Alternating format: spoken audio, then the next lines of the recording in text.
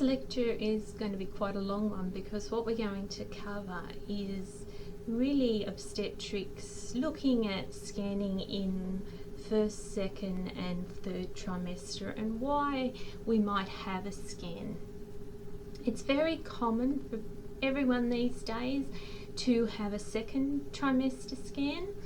A lot of people are coming for earlier first trimester scans to work out how far along they are, to plan dates and things like that.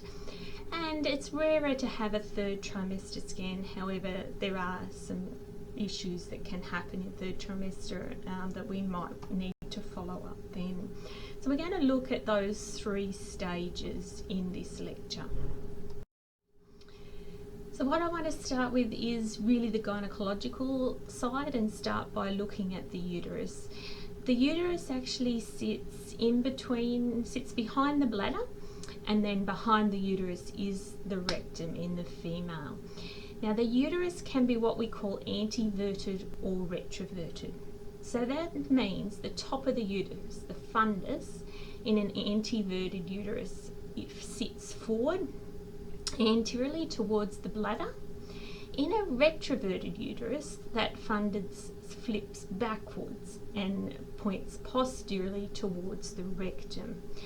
In the majority of people, they have an anteverted uterus, but we need to be aware of the variant of normal anatomy, which is the retroverted uterus. It's not a problem, it's not pathological, it's just a variant of normal anatomy and what way that fundus sits.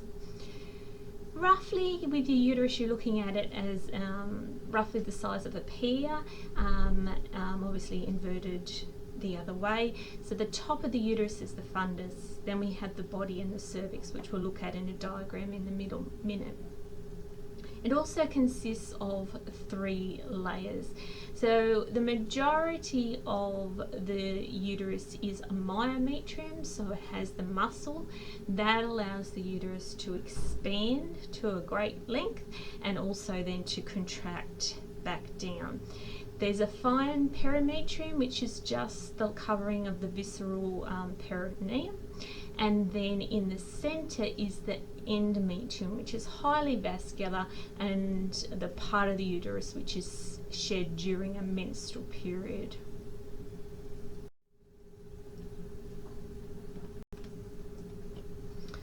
So on this image here, we actually have a cutout of half of the uterus. We can see the top part. Up here is the fundus, then we've got the longer body. Down the bottom is the cervix or cervical canal, which then attaches to the vagina. Now out on either side are very long fallopian tubes. Now these we usually don't see on ultrasound unless there's something wrong with them. And at the end of the fallopian tubes are these finger-like projections, which are referred to as the fimbriae.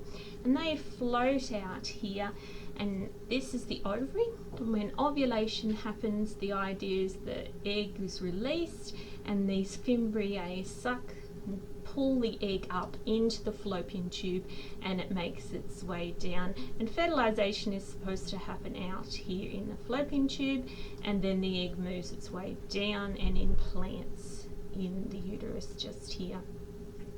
So you can see from this diagram here how thick the muscle is, so that allows for expansion of the uterus when pregnant and then contraction back down. Inside is the thin lining, which becomes thicker during a menstrual cycle and is then shed away during a menstrual period. And on the outside is that fine covering of the peritoneum.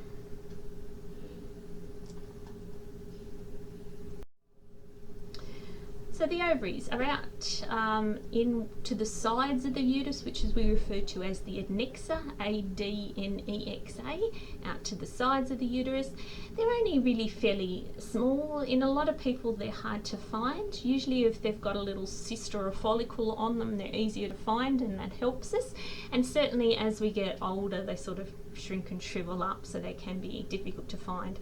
The thing to remember is if you can't find it, that's not a bad sign, because it doesn't mean it's not big and it doesn't have a big mass on it. They do have a blood supply. They can sometimes twist on themselves and cut their blood supply off, so we do need to check that they have got nice blood supply. And we're now going to talk about the ovarian cycle and how the ovary and what the appearance of the ovary changes depending on where the female is within their menstrual cycle. So straight after a period of bleeding, the ovary will have no follicles on it. Now, follicles look like little cysts. They're just fluid filled, but they're only tiny. So as the ovary cycle starts, we get multiple little follicles come on both ovaries, and then one of them becomes a dominant follicle on an ovary, usually on one ovary, sometimes on two, but usually one. So one becomes the dominant one, and it's from that then ovulation occurs, usually about day 14 of the menstrual cycle. So that dominant follicle ruptures and out comes the ovary, and as I said, the fimbriae and the fallopian tube will try and pick that egg up and take it into the fallopian tube for fertilization. Now, what then happens is everything starts to regress away. So all of the follicles disappear and regress away, and then if we don't fall pregnant, we go back into the start of the cycle again, and the follicles that are left all start coming and going through the cycle again. Now, if the female was to become pregnant, one of these cysts will remain, and it stops the female going into the next menstrual cycle of bleeding, and lets the body know, keeps those hormones elevated and lets the body know that the female is pregnant and not to go into the next ovarian cycle. Fallopian tubes, as I said, very long, roughly about 10 centimetres, but we don't see them unless they're pathological. So let's look at first trimester scanning. Now, first trimester of pregnancy is considered from fertilization to the 14th week of gestation. And the reasons, not all people will have an early scan. These are some of the common reasons why we might see a patient at this early stage, and the most common two are the first two on the list, which is they're unsure of their dates, and these days you have to be very sure. You have to book in nearly before you know you're pregnant to make sure you're into the hospital and the obstetrician or however you want to have the baby. So coming in early, getting the measurements will give us an idea of when the baby's due. The second most common reason is from bleeding. So it is whenever we see bleeding or the patient has bleeding, we're thinking the possibility that they have miscarried or they're going to miscarry the baby, that there's something wrong. And so we need to have a look and see if A, they're still pregnant, and B, if everything looks all right. Another thing that can happen, particularly if we've got an ectopic pregnancy, so a pregnancy that hasn't implanted in the uterus but has implanted elsewhere, is pain. So we do worry if a female who's in these early stages of pregnancy starts to get really severe lower pelvic pain, then we would be worried that they may have an ectopic pregnancy, which can be life-threatening. Severe morning sickness. So a lot of people get very sick in this early first trimester. If the morning sickness is quite severe, often they will do a scan to have a look and make sure everything's all right. The other reason they'll do it is they'll often be thinking that the person is having twins. They tend to say twin pregnancies create worse morning sickness. If there's a history of twins in the family or history of twins that the females had in the past, we like to know with twins that, or multiple pregnancies, gestational pregnancy, that we have got multiples in there, because they can pose a lot more problems. So we tend to follow twin, triplet pregnancies and so on a lot closer. They have a lot more scans than just a single pregnancy. Viability just means, is the baby alive? Does it have a heartbeat? The accurate dating really falls into whether they're unsure of their dates. And it is in this first trimester that we do nuchal translucency screening, and some of you have heard of this.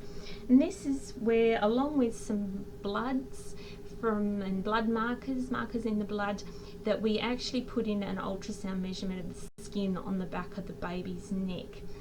And this is really working with statistics. So it might be that for our age, say I might have a chance of having a Downs baby of 1 in 1,000.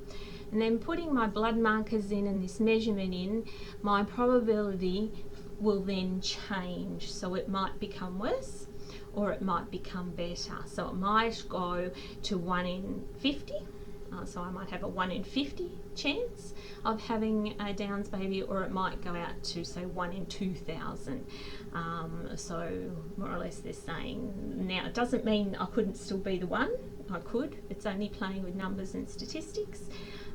However, it's changing the possibility and the probability that the baby has Down syndrome.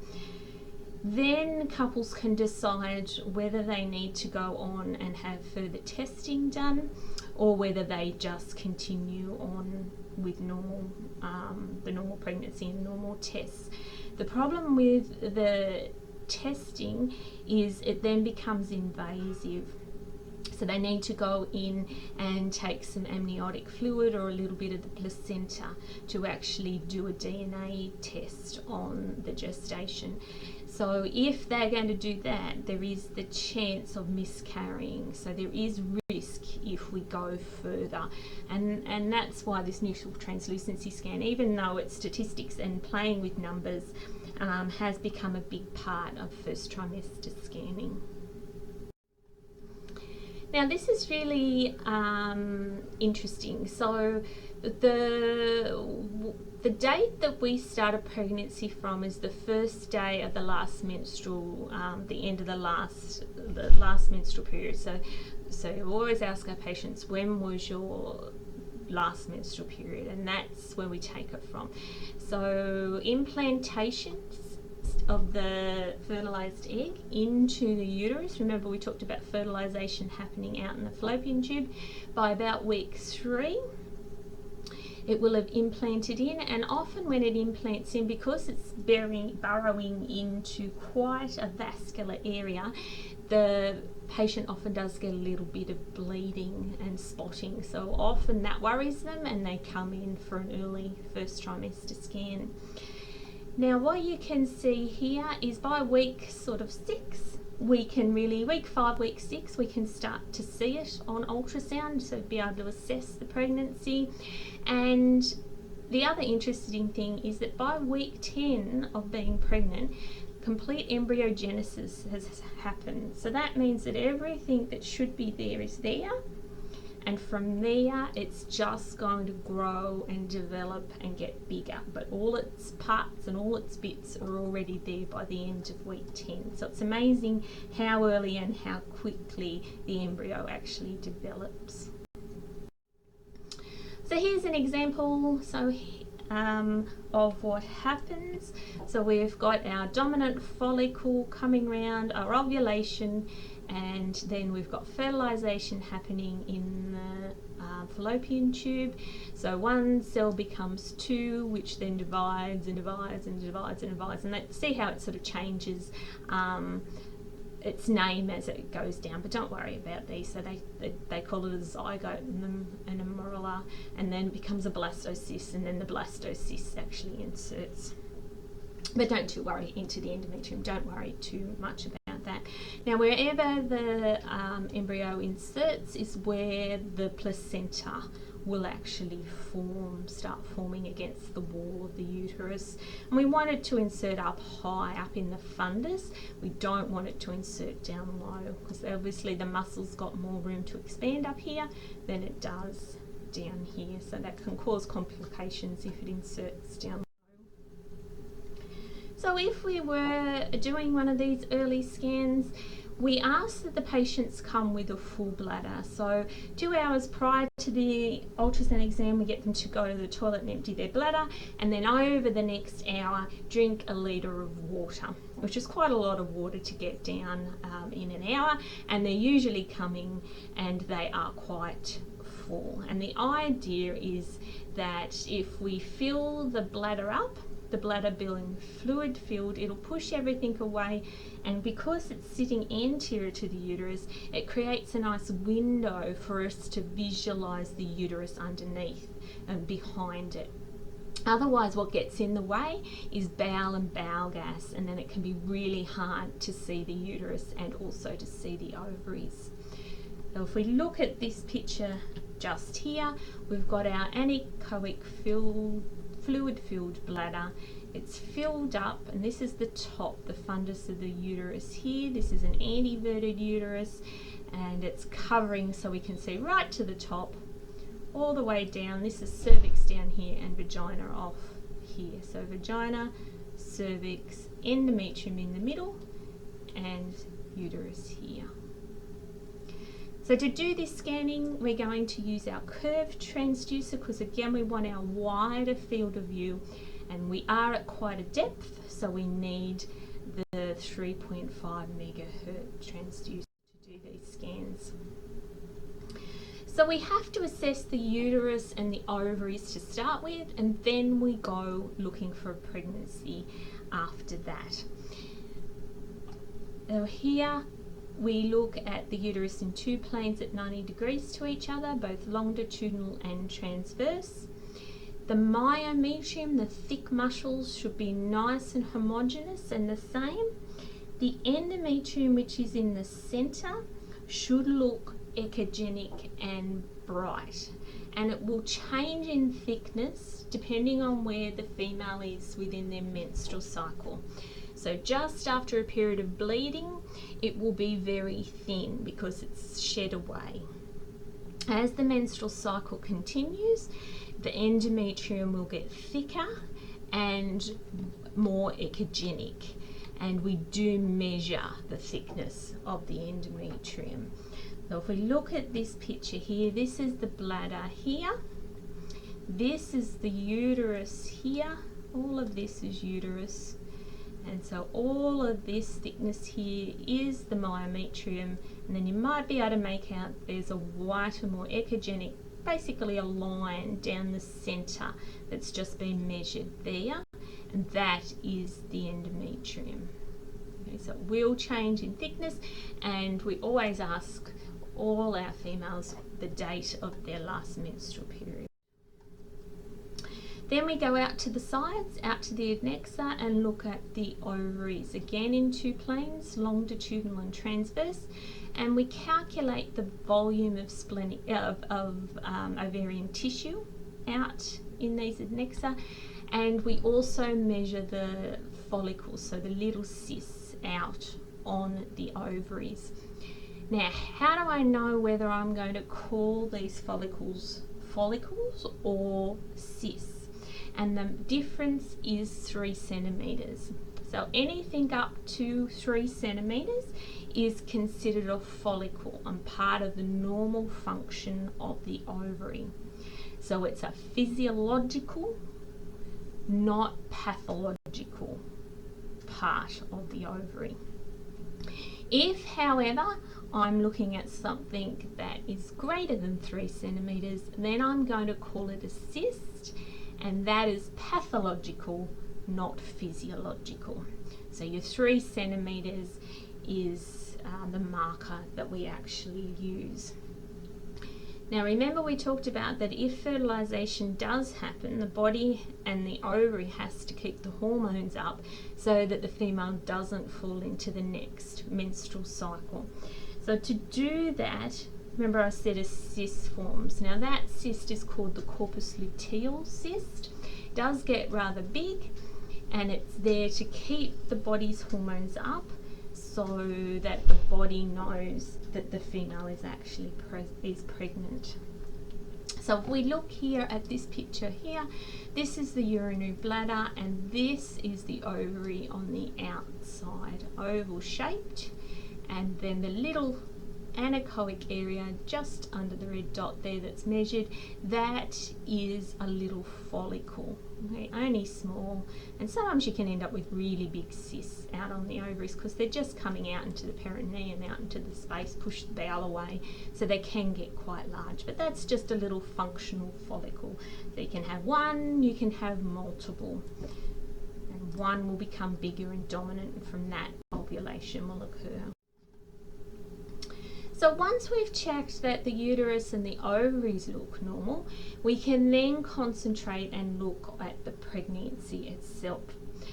What we need to do first is find what they call the gestational sac. Now, the gestational sac is a fluid-filled sac. It looks just like a cyst, and it's full of fluid, and it's where the baby will start to grow and develop.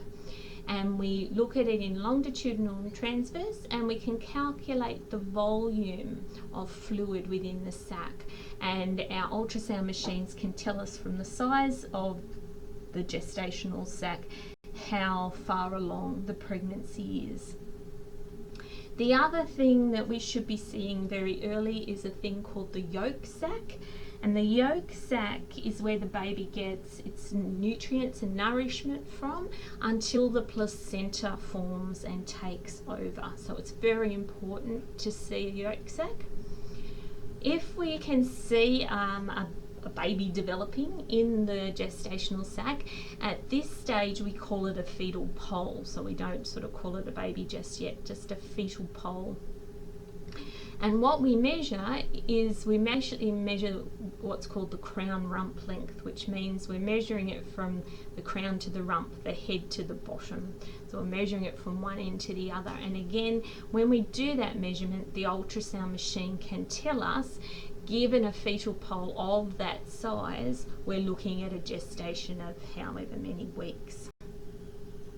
The other thing is, if we're seeing a fetal pole, we should be able to see the heart beating, and even when they're tiny, you can just see the tiniest little flapping movement in the center of the fetal pole, and so we can actually put our motion mode on and get a trace of that flapping happening and show that the pregnancy is viable because the developing fetus does have a heartbeat. So we can measure the heartbeat at this stage.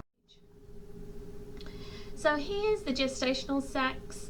So you can see the top one, we're looking very early at around 4 weeks, 5 days, so nearly 5 weeks, and it just looks like the tiniest of little cysts sitting just here within the endometrium, so just a little gestational sac forming. And this bottom one is nearly at 6 weeks, and you can see that that cyst has gotten bigger, and maybe we can make out that there's something starting to develop on the inside. So it just looks like a cyst in the liver or a cyst in the kidney, only it should be sitting up in near the fundus, the top of the uterus, and we should start to see something developing on the inside in time. So these are quite early, so roughly from about the 5 to 6 weeks we can see if a female is pregnant or not, and if the gestation is in the right area. Now this is the yolk sac. So the outside here on this diagram is the gestational sac. This bit just here is the fetal pole, and then this other round cyst within the gestational sac is the yolk sac, and it will be connected, and sometimes you can see the connection between the fetal pole and the yolk sac, and this is where the baby gets its nutrients from until such times as the placenta fully develops and can take over the work and the load. So we should be roughly from about 5 weeks, we should be able to see this yolk sac within the gestational sac, and that means that something has started to develop inside the gestational sac. Now if we have a very big empty sac, so a big cyst sitting in the uterus but it's empty, then we have a non-viable pregnancy. It means something's gone wrong and things haven't developed. And the gestational sac size that they use is the 20 mils or 2 centimeters. Once we get to that, if we're not seeing anything inside the gestational sac or inside the cyst, then we're going to say they call it a missed abortion. And things haven't gone right, the pregnancy hasn't happened and progressed, the body's just failed for the miscarriage to happen, and so the lady has to go in and have a curette and get rid of it and start again in a cycle or two. So here's some examples of the fetal pole. So the first top one is about 6 to 7 weeks, what it looks like. So the E meaning the embryo, but we'll call it the fetal pole. So you can see it's nothing. It's hard to even describe what it looks like, but you can see its connection then to the yolk sac sitting in the bigger gestational sac just there. And remember, 10 weeks embryogenesis has fully happened, so we can start to see now when we look at the side on, we can make out the head, okay, the podgy little tummy, and these are the lower legs down here. At this stage we have, they're called limb buds, so you have upper and lower limb buds, and the spine on the outside here. The arrow is pointing to that yolk sac still just there. Now, if we're looking at the heartbeat at this early stage of pregnancy, their hearts beat an awful lot faster than ours. They've got to get the blood flow and the nutrients through them for all this developing that's happening. So we're looking at a heartbeat of anywhere from 120 up to 180 beats per minute is perfectly normal at this early stage of pregnancy.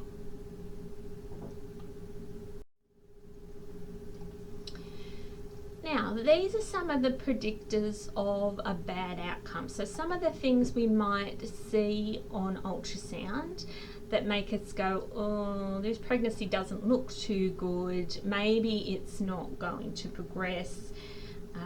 Maybe it's not what we call a viable pregnancy. Now, some of these will be definites, and the patient will be sent off for a curette to clear out any remnants so that they can start again. Some others, what we actually do is we give the pregnancy the benefit of the doubt, and we scan them in roughly a week to 2 weeks time and see what's happening and if anything's changed. Has the pregnancy grown and developed over that week to 2 weeks? It should then be a bit bigger, and therefore we should be able to see a heartbeat. If it hasn't grown, then we can definitely say, no, this pregnancy isn't going to happen for you, and move on from there to everything that has to happen. So if we're in any doubt, that we give the benefit to the pregnancy and rescan in a week or two. However, said sometimes it is quite obvious that it's not a viable pregnancy, and giving it the benefit of the doubt will make no difference.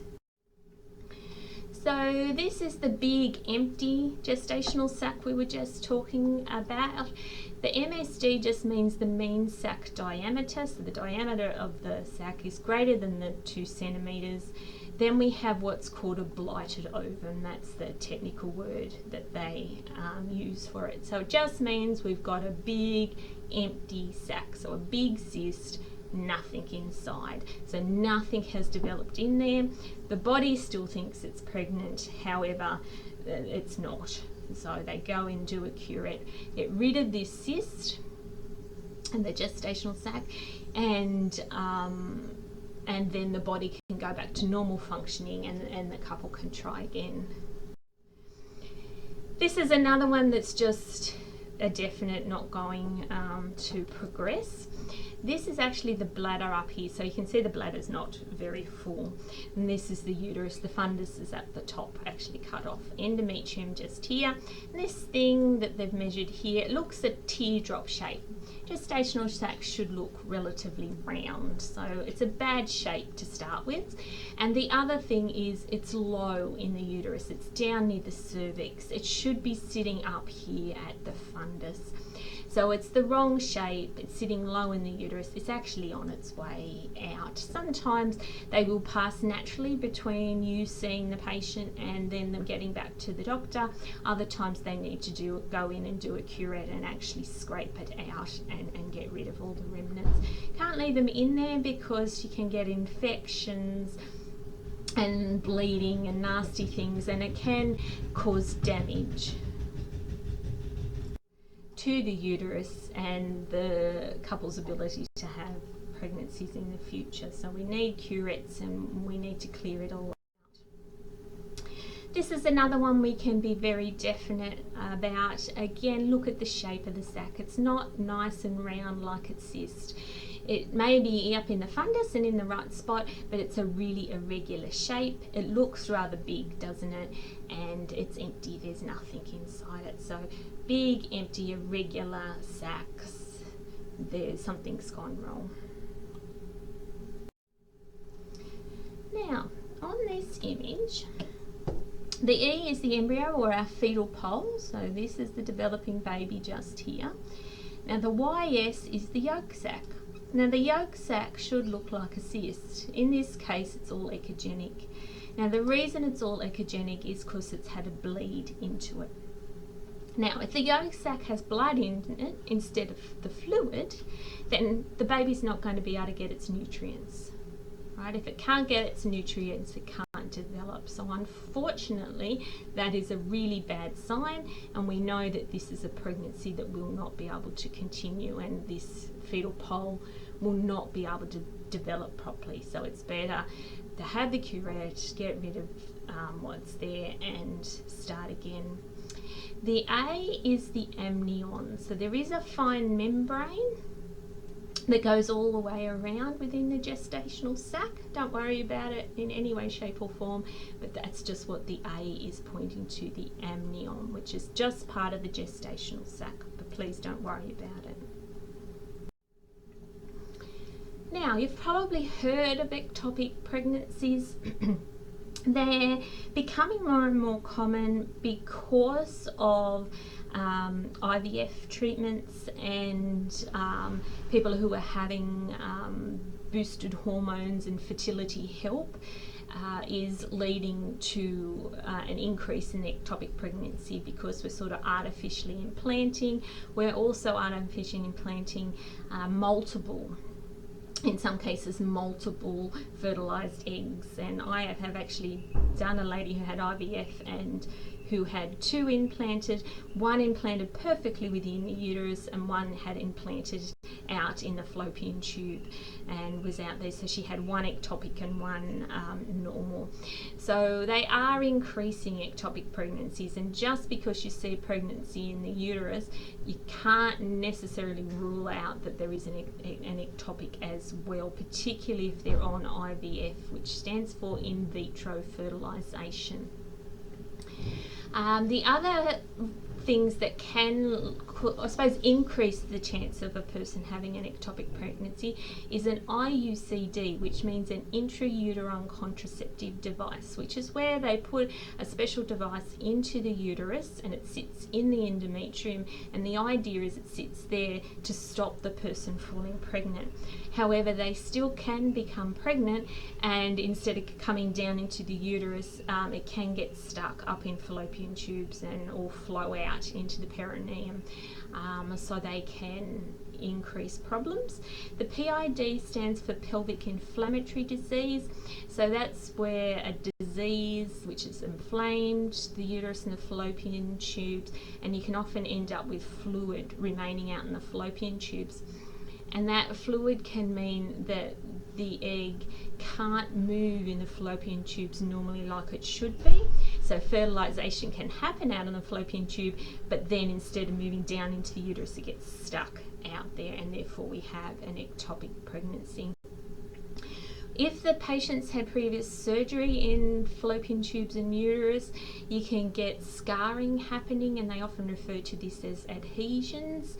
And again, if you think of a scar as like a cobweb, say, sitting out there in the fallopian tube, well, the fertilized egg is going to get caught in that cobweb and therefore not be able to move down into the uterus. And another common thing that can cause problems with pregnancies is endometriosis, which is what they refer to that is as ectopic endometrial tissue. So it's endometrial tissue that's outside the endometrium somewhere, and it's creating bleeding and therefore can create sort of a hemorrhage and an obstruction to the normal passage of the fertilized egg and result in an ectopic pregnancy. The symptoms really for this are pain, and sometimes they can be having quite unusual bleeding as well, which doesn't fit with them being pregnant. What we say, there's a marker in the blood that we can test to tell if a person is pregnant or not, and it's called the beta HCG, which just stands for beta human chorionic gonadotropin. And if their beta HCG level in their blood is greater than 1,000, then we should be seeing on ultrasound a gestational sac in the uterus. So if we can't see one, then there has to be one in the abdomen somewhere. Now, most of them sit close, so they'll be in fallopian tubes, round the ovaries, attached to the outside of the uterus. But sometimes once they get out into the peritoneum and into the abdomen, they can float out there and attach themselves anywhere. So they could be attached to kidneys, to livers, to abdo walls and things like that. So it starts a bit of a hunt for where has this pregnancy actually implanted itself and started to grow.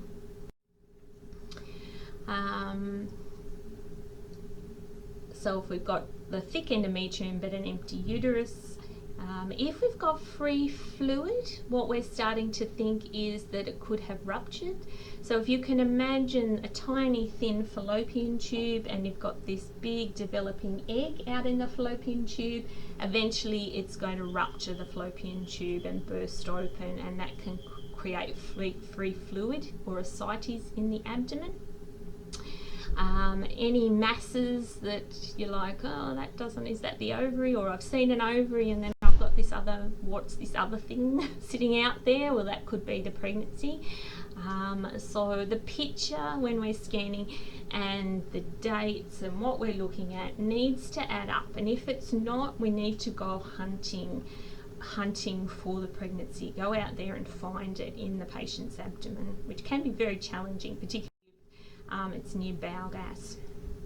So here's some pictures that I've taken off the websites, but let's have a look at them.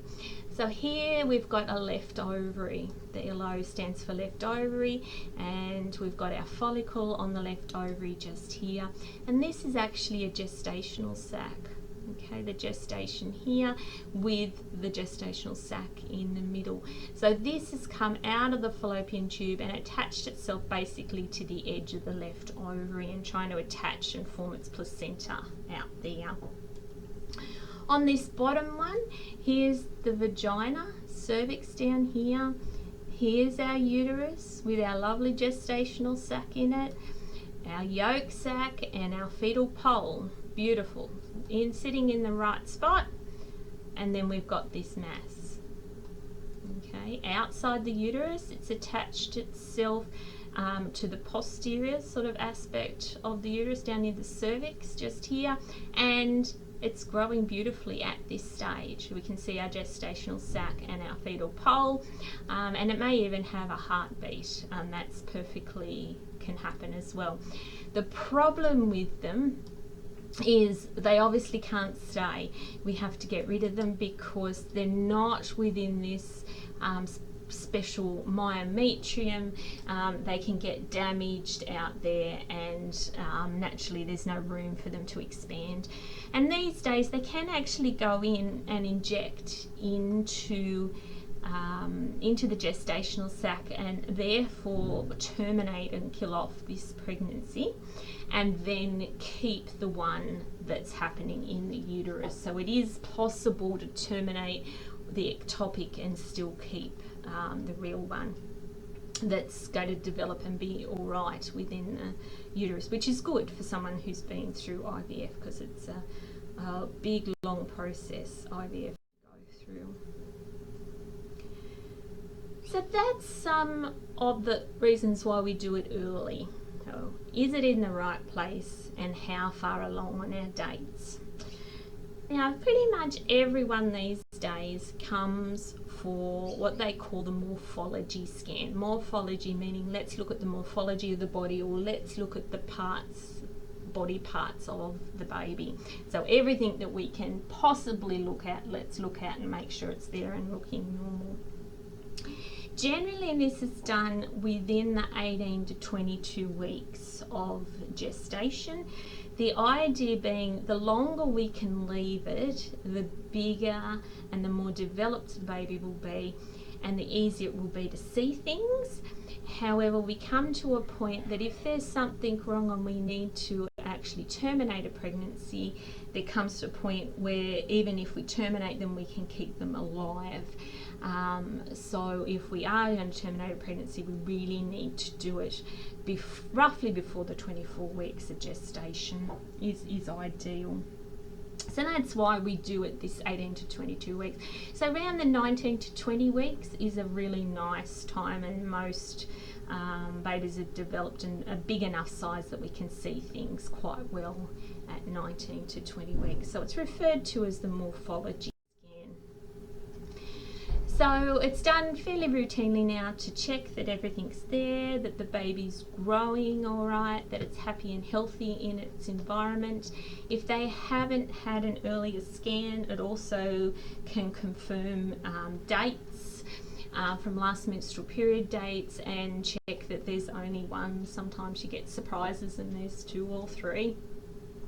Glycol just means the fluid around the baby, so we can check that there is enough fluid around the baby, and it needs that for its growth and development.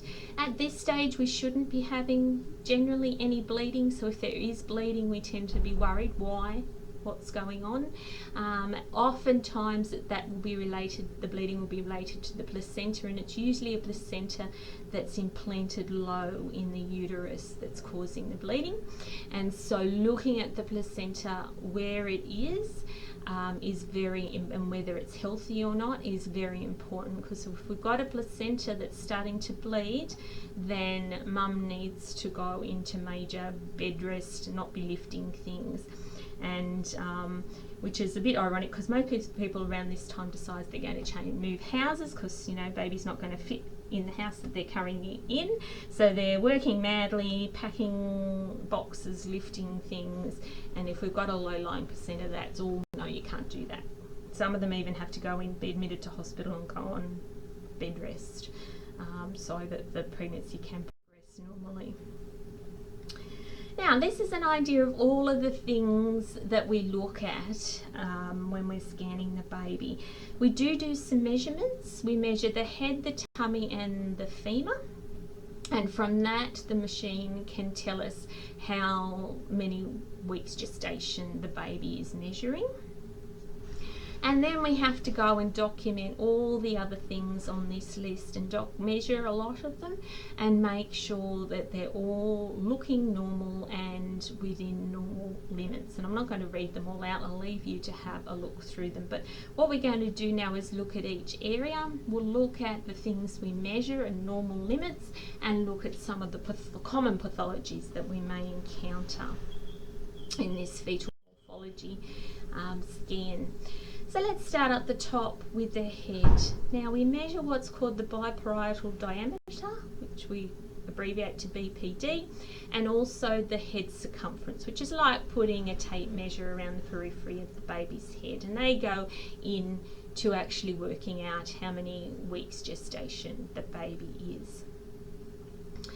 We're going to look at the choroid plexus within the ventricles.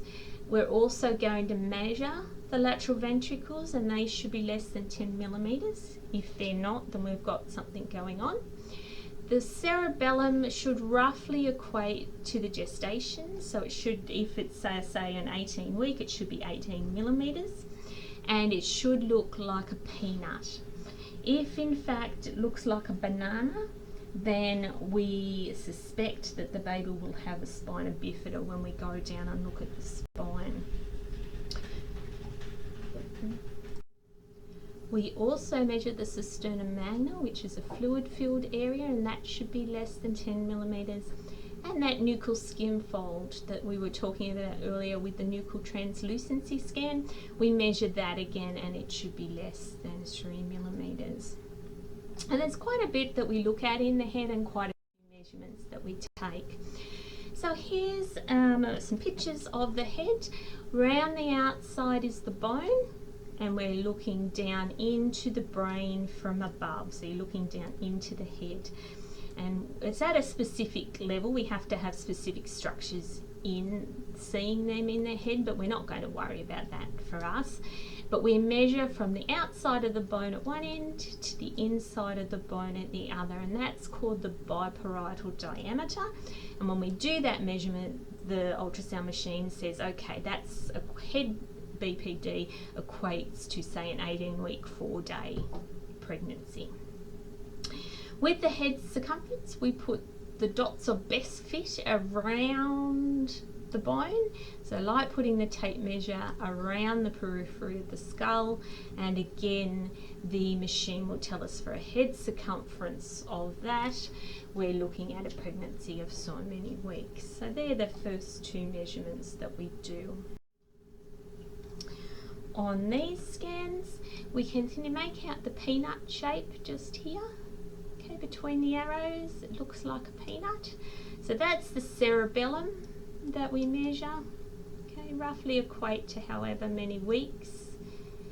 The M is the cisterna magna, just at the back there, and the nuchal skin fold is from the bone at the back to the skin at the back here, so you'd measure there. Now this is up a little bit higher into the ventricles, so the lateral ventricles on either side, and we measure from one side to the other, and the white in the middle is the choroid plexus, which is producing the CSF. So we measure the lateral ventricle.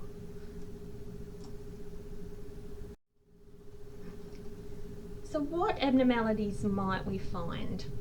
We might find ventriculomegaly and or hydrocephalus. Ventriculomegaly just means that the ventricles are enlarged. When we get a hydrocephalus, we actually have a pressure effect happening. So we have enlarged ventricles plus pressure and expansion of the head. So let's say we're doing an 18-week and the baby is measuring up at 18 weeks, but when I measure the head, I get a 22-week head measurements. Then we've got a hydrocephalus if we've got enlarged ventricles as well. So the head's measuring a lot bigger than it should be. So if we've just got enlarged ventricles but the head measurements are normal, we've got a ventriculomegaly. If we've got enlarged ventricles and a large head, then we have hydrocephalus. And usually this is caused by an obstruction of CSF flow. Sometimes it can be also a failure of CSF secretion and absorption. So it's either an obstruction or a secretion absorption CSF problem. If there's nothing else wrong with the fetus, so often these will be found then with other abnormalities, but if it's just an isolated incident, then the prognosis for the child is fairly good, because what they can do is put a shunt in to drain off the CSF once the baby's born, and then everything will go back to normal. However, if there's other abnormalities as well, then we have to start counselling them and sending them off to specialists and things like that to determine whether the pregnancy is viable and whether they want the option to terminate. So here we've got some examples of ventriculomegaly and hydrocephalus. So here the ventricle is enlarged, it's taking up most of this hemisphere, but the head measurement was still normal. This one you can see that we've got basically the whole ventricle, and now we've got big gaps in the head as well. So this is a really enlarged head. So this is a hydrocephalus. And the C is the choroid plexus. So you can see how tiny they now look in comparison to that previous image that we looked at. And that's because there's just so much fluid sitting within those lateral ventricles of the head. Now, choroid plexus cysts are actually fairly common. We see a lot of them, and most of the time they're an incidental nothing.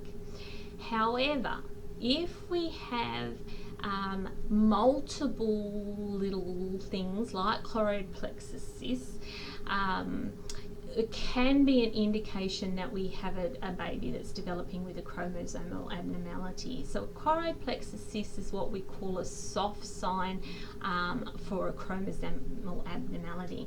If you have 3 or more soft signs in a baby, then you're going to again go to counselling and further testing and things like that to see if there is a problem with the chromosomes. Generally speaking, it's just a one-off thing. Now, what are some of the other soft signs? So the little finger can be bent over, strangely. The bowel can be echogenic, and it shouldn't be. In the umbilical cord, instead of having 2 arteries and 1 vein, you can have an artery and a vein. And there's a few other soft signs you can have as well. So 3 or more soft signs, we worry. If we've just got an incidental choroid plexus cyst, they'll often follow it up in 3rd trimester and see if it's still there.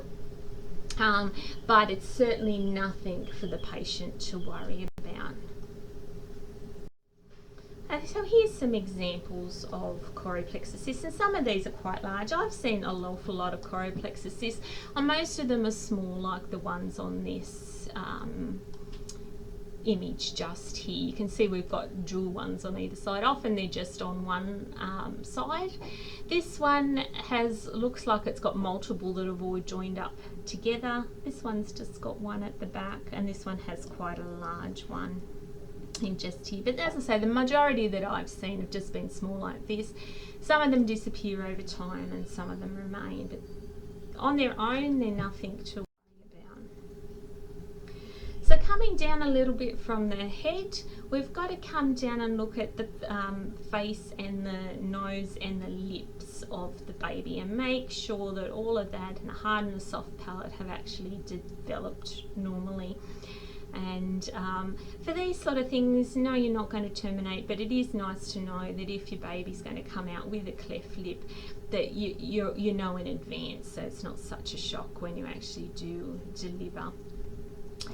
So on these images just at the bottom here, we have upper lip here, lower lip here. These are the cheeks out to the side, and this is the nose. You can see the little nostrils and the point tip of the nose and coming out to the side there. So what we're looking for is any break in this, particularly the upper lip where it attaches to the nose. Similar one here, upper lip here, mouth open, lower lip down here, and this is the nose here. So we're interested in any lines here. And this is a profile side-on view of the baby. So you can see the forehead, you can see the nasal bones, you can see the nose, you can see upper lip, lower lip, chin just here, and this is an arm up just above the nose, sitting just up here. But we take multiple pictures to show that the face and nose and lips look good. Now this is an example of cleft lip, and I'm going to show you a slide in a minute which I don't want you to worry about too much, but it will just explain to you how all of this forms and how this can happen. So a cleft lip is basically a break in the lip, and it can extend back into the hard and the soft palate, and obviously the further it extends, the more complicated and nasty it can be. It can be associated with chromosomal abnormalities, so you tend to check these babies over and over again to make sure you haven't missed anything, but often it can just be an incidental finding, and they can fix them when they're born. It's an awful thing, but it can be fixed. So if we look at this here, and as I said, don't worry about this too much, but you can see that we could have a cleft lip into the palate. We can have it on both sides, and then we can have it extending down one side of the hard palate or down both sides. So there are some variants of cleft lip, cleft palate that can exist if that's what we have. Now we're coming down into the body, and we're going to talk about the fetal spine. So we should be able to see 3 ossification centres within the spine. So within the vertebral body, the C here, the centre of the vertebral body, and then the 2 lamina on either side. They refer to the 2 lamina as the gates. So the gates should be closed. Okay, so closed so that the spinal cord that's sitting in here can't exit through the gate. And we follow that right from the neck all the way down the spine, making sure that the gates are closed and that all of these 3 ossification centres are actually ossified. So that's sort of in your transverse plane. Then we can elongate it out longitudinally, and you can see it coming down to the bottom down here, coming to a point at the bottom, and then it will attach up to the skull up the top here. So looking at the spine in 2 planes and making sure the gates are closed is very important when we look at the spine. So spina bifida is a fairly common thing that you will have heard of, and there are 3 types, and obviously depending on how severe it is, we may or may not have developmental abnormalities and problems with movement of legs and things like that. Some people are walking around with our basic spina bifida occulta and not knowing, where we do have a break but the spinal cord is just staying normal. With a meningocele, the meninges around the spinal cord protrude out, so we do have a lump, but the cord itself has stayed in. With a myelomeningocele, obviously this is the worst type, we have the meninges and also the spinal cord coming out as well. And the problem with that is that often the lower limbs and sometimes bladder and bowel can be affected in these cases. All of these, generally occulta, as I say, you don't even know you've got it until one day you hurt your back and you have an x-ray, so it's an incidental finding. They can operate on these other 2, so it's not necessarily cause for termination unless it's linked with other problems as well. So this is just showing you some examples, and they're not great examples, and the little schematic is showing you what's happening, but if you can sort of see that the spine's coming down here on either side, and then we've got this big wide gap. Okay, so it should be coming down and coming down to a point, so we've got protrusion happening out through here. Again here, it's really wide instead of being nice and close like it is up here. So again, the protrusion, those gates have opened, allowing the spine out. And here's in the transverse plane, we've got our 3 ossification centres there of the body, and there's our 2 lamina. But see how the gates are open? They're parallel, not pointing in together, and that's allowing the meninges to come out, protrude out. So as I said, with this also the shape of the cerebellum up in the skull, if it's banana shaped, it means we've got something going on down at the bottom of the spine, pulling the cerebellum out of shape. And you need to look at the legs and look at movement of the legs and whether the legs look normal. Now also, if we're in the chest, we need to look at the baby's heart, and the heart is quite big in a developing baby. The lungs, the baby's in a fluid environment. It's swallowing the fluid, it's in their stomach, they wee it out, and their lungs are not filled with air. Right? They can practice their breathing in that they practice their muscle movement, but they're in a fluid environment, not in an air environment. So what takes up most of the chest is the heart. So we check things like, is the heart pointing to the left hand side? Does it have the 4 chambers? And can you see the heart beating? And we're going to measure the heart rate.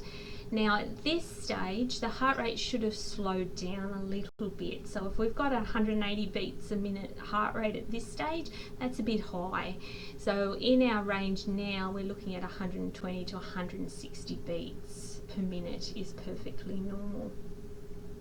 We make sure the heart develops properly, and we also make sure, we call them at this stage the outflow tracts, but they'll become the pulmonary arteries and the aorta, that they're coming off the top of the heart, and they should actually cross over above the heart. So we check that they do cross over and have been coming out properly. Now it's really, all babies, they have a hole in the heart in the atria, because with the normal blood flow, if it comes into the right side of the heart and then it goes out to the lungs to get oxygenated, then it comes back in the left side of the heart and then out to the body.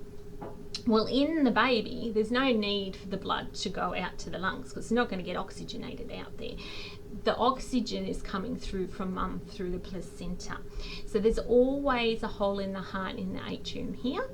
And what happens then is blood in the right atrium, instead of all going into the right ventricle, some of it skips over into the left atrium and bypasses and goes out because it doesn't need to go out to the lungs. And after birth, within a day or two after birth, that closes over. Sometimes it can fail to close over and they need to go in and plug that hole as well. Now the ventricular or the inner ventricular septum, however, does not and should not have a hole in it. So it should come all the way up to join on just here.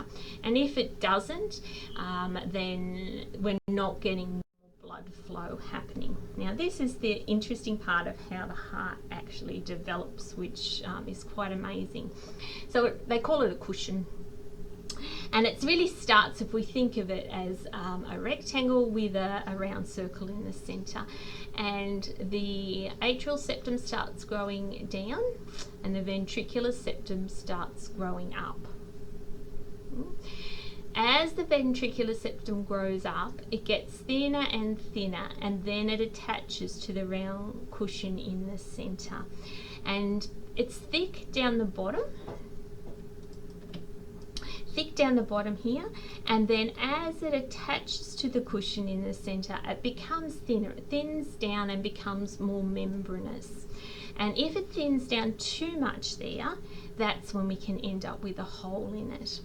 And we can see that the atrium has, the cushion has grown up to form the divide here in the atrium, and we've grown down a little bit from the top, but we've still got our hole that will eventually close over after birth.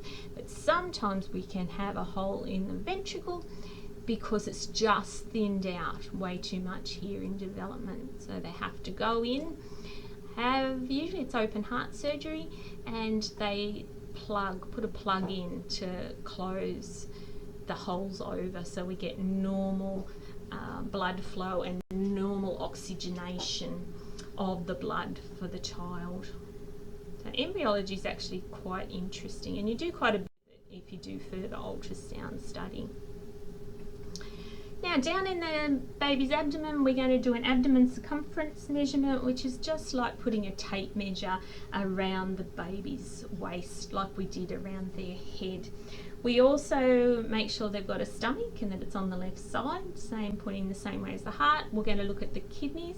We're going to look at where the umbilical cord inserts and where their future belly button will be, and we'll also look at the bladder as well. So to look at these images here, now everyone tells me this here looks like a face, like someone winking at you, but this is the abdomen, this is the spine at the back, this is the stomach, this is actually the portal vein in here coming into the liver, just on the side here. So the dots are us putting the line of best fit around the circumference of the abdomen, the tape measure around the periphery, and from that the machine then says, okay, that's an abdomen of 18 weeks 5 days or 20 weeks 2 days.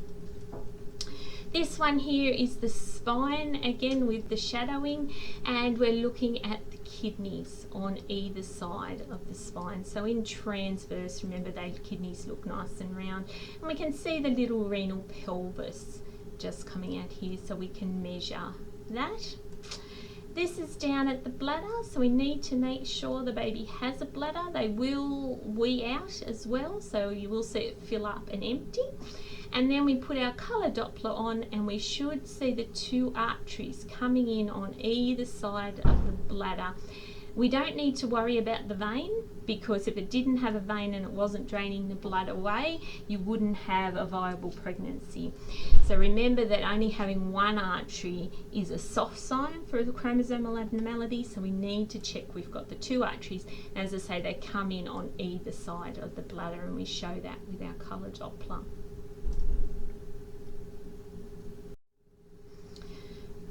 Now, in the normal embryonic development, the bowel, as we know, is really, really long, and there's just not enough room in the baby's tummy with everything growing for all of the bowel. So what happens is the bowel actually herniates out into the umbilical cord, and it lengthens and grows and develops out in the umbilical cord, and then it orderly returns back into the tummy and settles itself back in the abdomen. Now sometimes it can fail to return back into the abdomen, and it stays herniated out in the umbilical cord. And when we do the abdomen circumference, it will be low for date. So we might have a 20-week baby, but the abdomen's measuring, say 15 weeks. And it's like, oh, it's small. The abdomen's really small because it's missing all the bowel. The bowel is still herniated out in the umbilical cord. Now, the problem with this is it's only got the fine umbilical cord around it, so we can't go for a normal birth. We do need to do a C-section, and then they need to go to theatre and be opened up, have the bowel replaced back in the abdomen, and then the skin stretched to close the abdomen back over. So it's quite a yuck. I've seen a few babies actually where this has had to be done, but they end up all right in the long run, so long as the bowel hasn't herniated out through the umbilical cord, because then it's out being damaged by the fluid, and then that's not such a great prognosis. But with surgery at birth, so long as the birth is done in the right place, so in a hospital where there's a specialist there to take the baby away and take them to theatre, and the prognosis can be good. But it's just failure really of the normal development to happen properly. Now, babies can get hydronephrosis, so dilatation of the kidneys. Sometimes one will be affected, sometimes both. It generally happens in male babies because they have these posterior urethral valves develop, and what they do is on birth they go in and they just burn these valves away. They're not meant to be there, and they cause the hydronephrosis. So if anyone's having a baby and they say to you, oh, they're a bit worried about the kidneys, you know they're most likely going to be having a baby boy, not a baby girl, so it's more common.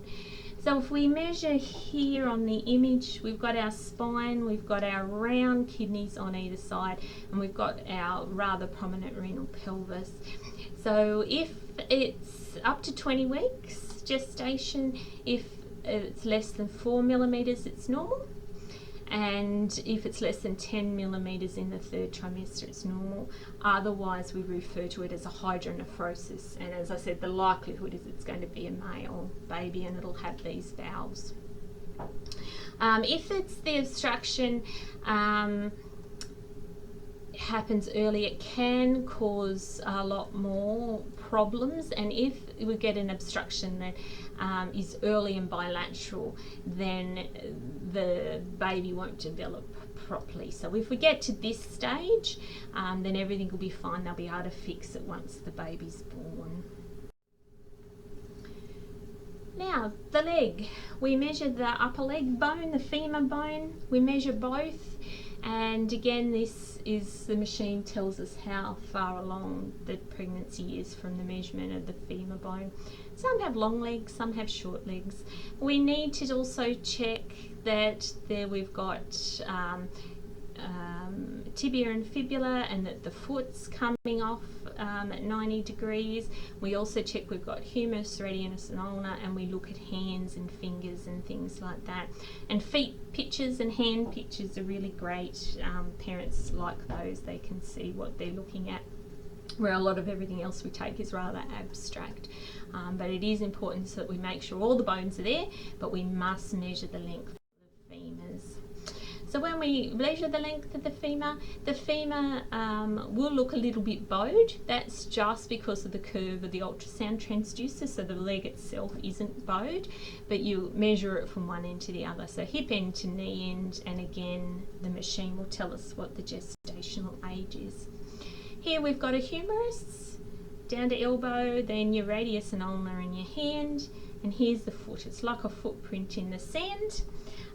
Big toe and the little toes just here, so like a footprint in the sand. Okay, that's the hand there, and this is the femur bone that looks a little bit bowed. So don't worry if they look bowed, they're not. It's just the ultrasound transducer curve.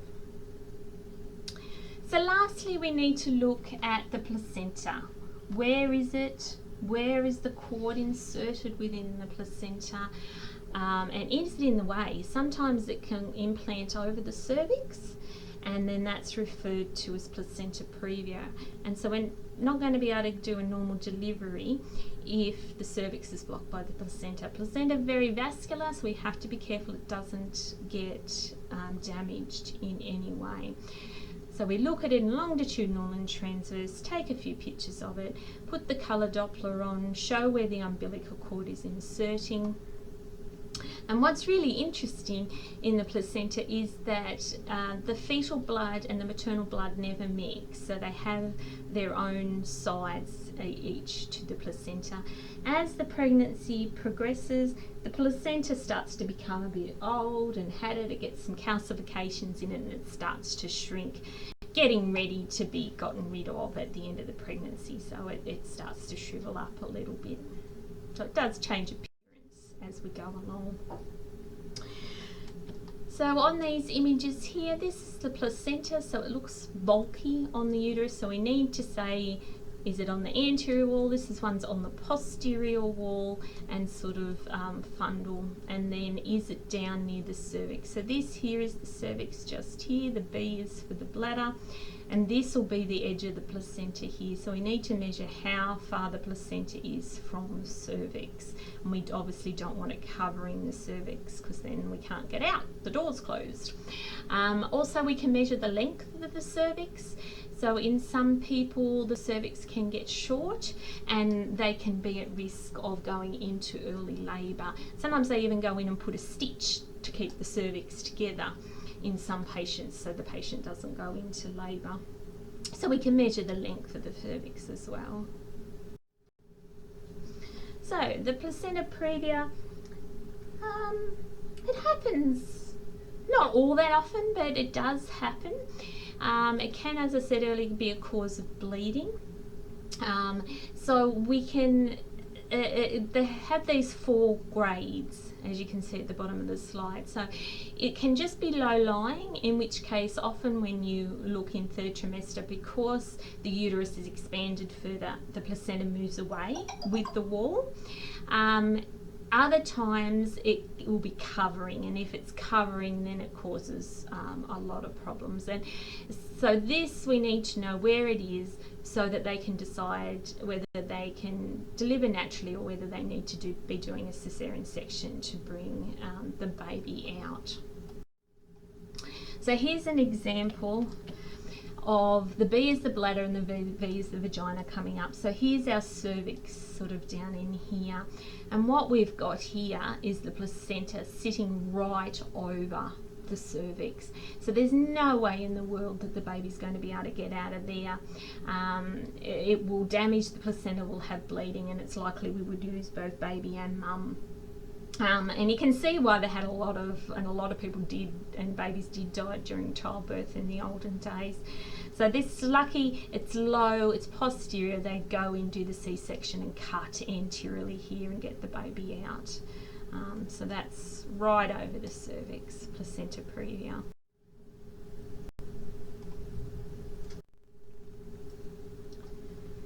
Now to finish off, we're going to look at the 3rd trimester, and 3rd trimester is roughly from about 26 weeks of pregnancy up to birth, and anyone who knows babies knows that they come whenever they want. So while we can be very organised and planned, they either early or late or somewhere in between. So the 3rd trimester, not a lot of people have 3rd trimester scans. Sometimes it might be they want to follow up something that's been seen earlier, and one of the most common things is the position of the placenta. It also might be that sometimes they can be worried about mum's baby bump, that the baby bump, mum's basketball, is a bit too small or a bit too large for dates, so they might be worried that baby's going to be really big or that baby's not growing real well. And then the other thing is all about delivery. So the when, where, how, what, and why. So when to deliver, where to deliver. So you can deliver in lots of places these days. You can have home births or hospital births. And it's important that if there is something wrong, that you're delivering, say, in the hospital, and not in just any hospital, in the right hospital, so that once you deliver, the specialists are there on hand to take the baby away and do whatever needs to be done to the baby. Not that you're stuck rurally somewhere and you have the baby, but then the baby passes away because there wasn't anyone there to look after it. So it is a big thing that we can look after both mums and bubs these days with the delivery. So as we're talking about placenta position, the growth, how baby's growing, is it on track or is it big or small? Very common, it just seems to be in the last few years, gestational diabetes has just gone crazy. Everyone seems to be getting gestational diabetes, which isn't good for mum, but it's also not good for baby. So we need to keep a close eye on babies whose mums end up getting gestational diabetes, and also if the mum is getting high blood pressure, because obviously mum's blood is in the placenta helping the nutrients to the baby. So if she's got high blood pressure, it's going to affect baby. Now also then for delivery and the where to deliver again, what's the baby, how's it lying in the uterus, and what bit of the baby is going to come out first will depend on how they're going to deliver. Is it happy in its environment still? And there are times where this baby will show some signs and that they're just not happy in the uterus anymore, and they're actually better delivered. Even if they've got to be in the NICU for a while after birth, they're better there than being left inside mum. So sometimes if they're unhappy, we bring them out a bit earlier. If they can have too much or not enough fluid around them, neither is good. So we need to check the fluid around them. And by now they should They'll be moving, but only little bits, because they're pretty squished and tight, but we want to see them practicing their breathing by the 3rd trimester. We should be able to see that happening, and we should be able to see them giving mama a big boot kick every now and then, and that's normal. We want to see it. So in the 3rd trimester, when the patient comes, we do our measurements again, and this is how we can determine the growth. So we do our 2 measurements of the head, our measurement of the tummy, and our measurement of the femur. And again, the machine will calculate now we've got, say, a 32-week pregnancy. We look at the placenta again. We determine how the baby's lying. So is it head down and the head near the cervix? Is it feet near the cervix? Is it an arm? So is it lying sort of lengthwise or sideways? So what is what they call the presenting part? What bit's going to come out first? We're going to do some Doppler traces on the umbilical artery, and this is to check that the blood flow to the baby is still good, because if the blood flow from the placenta into the baby is not good and it's not getting its nourishment, it's better to come out. The AFI is the amniotic fluid index, which is just a really rough guesstimate of how much fluid is in the gestational sac. Biophysical profile we'll talk about in a minute, but this is a guide to, is the baby happy? And then we look at everything that we can possibly look at that we also looked at in that morphology scan. But sometimes there'll be things you won't be able to see because, you know, baby's now so big and it will be lying in certain positions, so you may not be able to get the heart real well. So we just do whatever we possibly can of that morphology scan. And sometimes you'll get everything, but sometimes you won't. So what we need to do for this Doppler is to find a bit of the umbilical artery and put our little gate in the umbilical artery and get our Doppler trace, which we've seen before. So we get the systolic and the heart, as the heart compresses, and then it decreases to the diastolic pressure when the heart relaxes. So we can do the SD ratio. We can measure the systolic to diastolic ratio, and again, the machine will tell you whether that is in the normal range for the gestation and the weeks. But just looking at it, what we say is that we should have, even in the diastole, so when the heart's at rest, blood should still be flowing towards the baby, and it is. All right. If in actual fact this curve comes down to the line or goes below the line, if it comes down to the line, we're getting no forward flow to the baby when the heart's at rest, which is not good. If it goes below the line, what's actually happening is blood is reversing and going from baby back to the placenta. And in both of those cases, they're cause for delivering the baby because it's not getting its normal blood flow.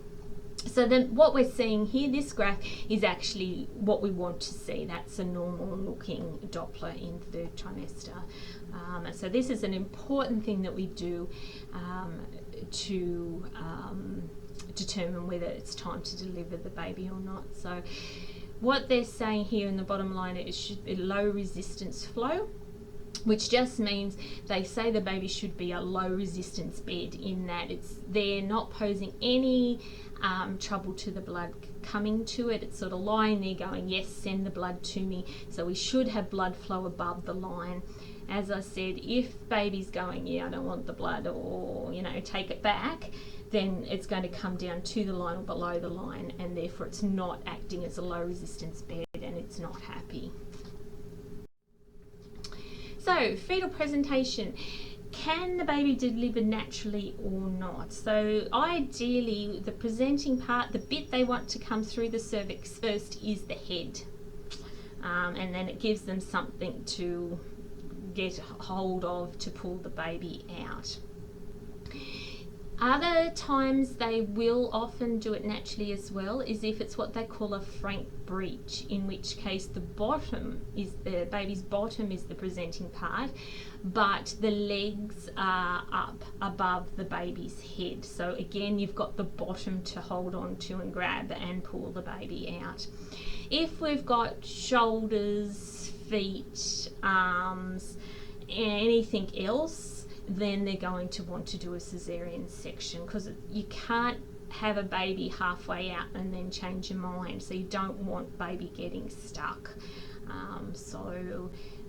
That will, if they're all worried, they'll do a cesarean section. So any what they call breech presentations, which is where the head isn't coming first, they will opt for a cesarean section rather than putting both mum and baby through the trauma of trying to get them out naturally. The AFI, the amniotic fluid index, what we do is mummy's basketball tummy, we divide it into four quadrants, and then we scan each quadrant and looking for a pool of amniotic fluid. And we either can't have cord or limbs floating in the fluid, or if that is the only bit of fluid you can find, then you just measure down to the limb or down to the cord. You don't actually include all of the cord or all of the limb in the fluid pocket. So we do find the four pockets, biggest pockets in each quadrant, we measure them, and then we add the four measurements up. And when we add those measurements up, we should end up with a number between 5 and 20 centimetres. Now, if we've got less than 5, then we haven't got enough fluid. If we've got more than 20 centimetres, we've got too much fluid. Now, amniotic fluid is really important. It's there to protect the baby. It allows it to grow and develop normally, and heat regulation and all these sorts of things. So it's very important, and if it's not right, then baby's development can be affected. So if we've got less than 5 centimetres of fluid, we have a condition called oligohydramnios. And if we have greater than 20 centimetres of fluid, we have polyhydramnios. So this I won't read out, but this is all of the functions that the amniotic fluid does for the baby, which, as I said, are very, very important. So with our polyhydramnios, we've got too much fluid. Often mum's basketball tummy will appear really big and big for dates.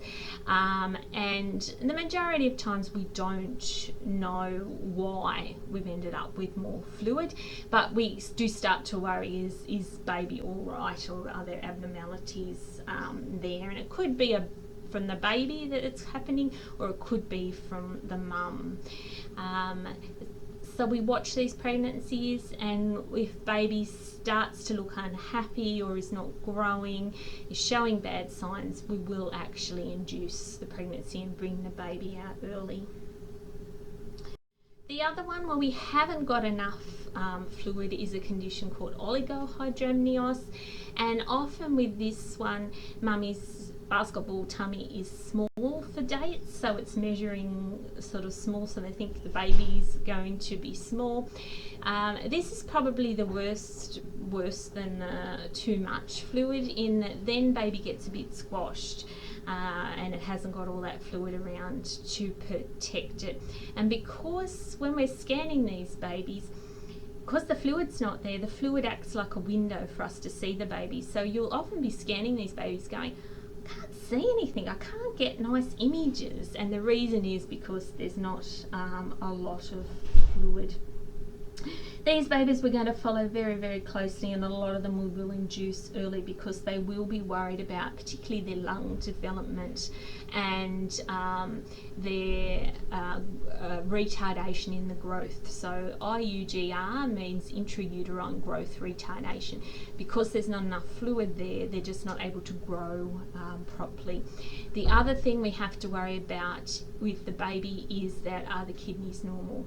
Kidneys and bladder, we sort of try and recheck, double check those. So we're sort of blaming baby for this to happen. Now, the other thing you have to be careful of if there isn't a lot of fluid is a condition called PROM, premature rupture of the membranes. So you probably all heard people say, or they talk about, that people's waters have broken. Well, that's when the amnion that we looked at on one of those pictures that I said not to worry about, that amniotic membrane ruptures. And the female thinks she's wet herself because the amniotic fluid comes out. Now, if that has happened, but the female hasn't gone into labour, then you're not going to have much fluid around the baby when you do your scan.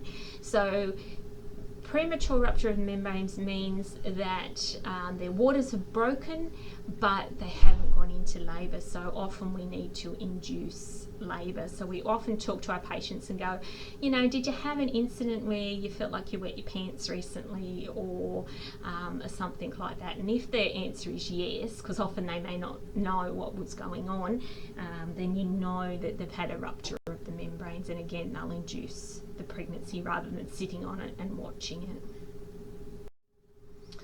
Now, this biophysical profile is really a score that we give the baby over 4 things. So it's out of 8. And roughly over a half-hour period, so roughly over the time you've been scanning them, has the baby moved? Have you seen it move? And as I said, now you're not going to get huge big movements, but you should see little movements and maybe a little stretch or a kick at some point. Now, if it hasn't done it, it gets a 0. If it's done these things, we give it a 2. If the amniotic fluid level is between 5 and 20 centimetres, we give it a 2. If it's outside that, it gets a 0. Have we seen the baby practicing its breathing? Okay, as I said, you'll see the muscular movement. If you have seen it, you'll give it a 2. Now, the fetal posture and tone. When you think of a baby, you think of a baby all curled up, legs tucked in, arms tucked in, head tucked in. That's sort of soft and all cuddly and curled up. Well, that's what the baby should look like in the uterus. It should look happy and comfy. Now, if it's got its head extended, and if it's pushing its arms and its legs out, or things are twisted and it just looks uncomfortable, it hasn't got good posture and tone. It's telling you, I am unhappy in here, I want out. All right? So this is an indication whether we should deliver the baby or not, depending on the score. And I think anything under 6, they tend to decide or keep the mum in and maybe rescan tomorrow and decide how much longer we actually keep the baby in for it. So it's sort of a rough indication of, is baby happy in there or not, and should they come out.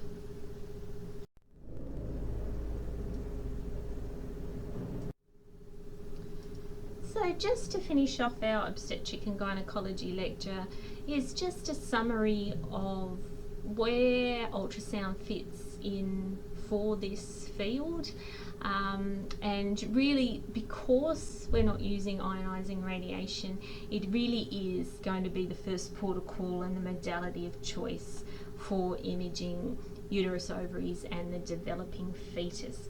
Not to say that once they're sort of towards term that we don't CT and X-ray them and work out measurements and deliveries for pelvis and things like that, because we do, but wherever possible we should be ultrasounding them, because we don't we're not using radiation and giving the radiation dose to mum and baby. As with everything else, it's really good for determining your solid and cystic and following up any lesions. So any lesions that are found early can be followed up as the pregnancy progresses. We can monitor the pregnancy, we can graph its growth and make sure it's growing nicely as it should be, and we can check that as much as we can possibly see. I mean, you can never be 100%, but we look at everything that we possibly can look at to make sure that things are normal. So it really is your modality of choice. And as we've said, I think in the abdo lecture, if we do see things on the ultrasound, The good thing about that is even if then they have to go to CT or an MRI, that you know what you're scanning for, and so you can tailor your scans then and target your contrast injection timings and all those sort of things for the specific areas or the organs that you need to look at. So that is a great benefit of having an ultrasound done first.